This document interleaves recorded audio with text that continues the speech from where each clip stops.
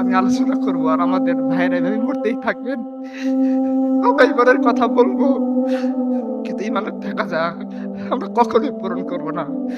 আমরা আব্দুল্লাহ ইবনে সুবাইর কাতারে ঢুকে যাব, কখনো আবু বকর ওমরের মতো দাঁড়িয়ে মুসলিম উম্মার দায়িত্ব নিতে পারবো না। আমরা আমাদের আয়েশি জীবনটাকে পরিত্যাগ করে সেই এক আল্লাহর দিকে ধাবিত হতে পারবো না, যে এক আল্লাহ আসমান এবং জমিন বানাইছেন, যে এক আল্লাহ আযাবের বাহিনীকে একাই পরাজিত করেছেন, যে আল্লাহ তার সাহাবায়ে কেরামের বাতাস লাগার মাধ্যমে হযরত বং পূর্ণভূমিকে ইসলামের আলো দ্বারা রঙিন করেছেন। আমরা হয়তো সেই আল্লাহর দিকে ফিরে যেতে পারবো না।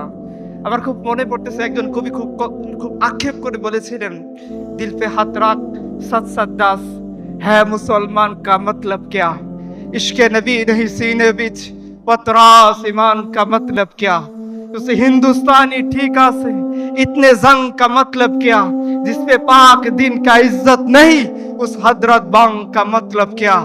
মুসলমান, এখানে অনুষ্ঠান শেষ করে আমরা সবাই বাড়ি চলে যাব। আমি কিছু সমাপনী কথা বলি, হয়তো টপিকের সাথে রিলেটেড কথা আমি বলতে পারবো না, আমি সব কথা ভুলে গেছি।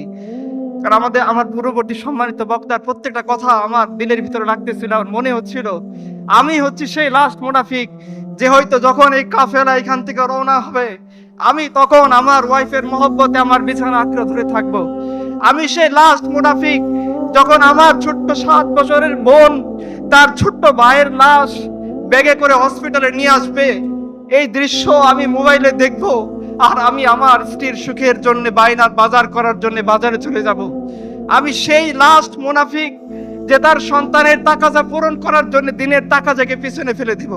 আমি আমার সমস্ত কথা এখন ভুলে গেছি, আমি জানি না আমি কি বলবো। আমি শুধু এটাই বলতে চাই যে আমাদের পূর্ববর্তী সম্মানিত বক্তার কথা যদি আপনারা বুঝে থাকেন, একটা বড় দায়িত্ব আমাদের সামনে অপেক্ষা করতেছেন।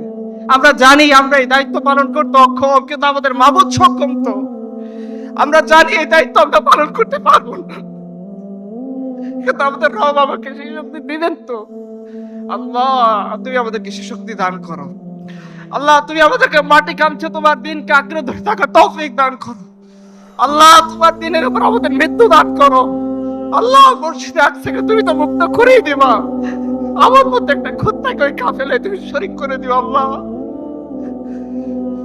আল্লাহ তুমি রহম করো।